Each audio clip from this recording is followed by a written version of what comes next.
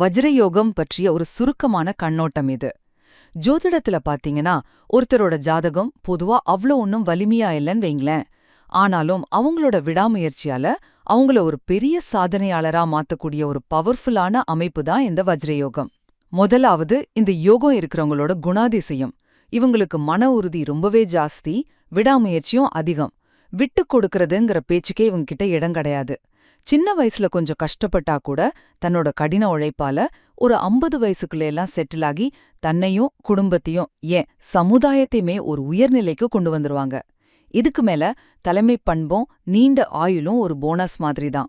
சரி, அடுத்ததா இந்த யோகம் எப்படி அமையுதுன்னு பாப்போம். இது ரொம்ப சிம்பிள். உங்க லக்னத்துக்கு 1, 4, 7, 10 இந்த கேந்திர ஸ்தானங்கள்ல கிரகங்கள் இருக்கணும்.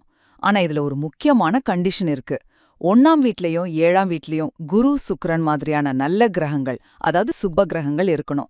அதே சமயம் 4ஆம் வீட்லயும் 10ஆம் வீட்லயும் சனி செவ்வாய் மாதிரி கொஞ்சம் பாவ கிரகங்கள் இருக்கணும். இந்த அமைப்பு இருந்தாலே அது வஜ்ரயோகம்தான். கடைசியா சந்திரனோட பங்கு என்னன்னு பார்க்கலாம். இந்த யோகத்துல சந்திரன் ஒரு முக்கியமான காரணி. சந்திரன் வளர்பிறையா இருந்தா அது ஒரு சுபகிரகம். அதனால 1 இல்லனா 7ஆம் வீட்ல இருக்கலாம்.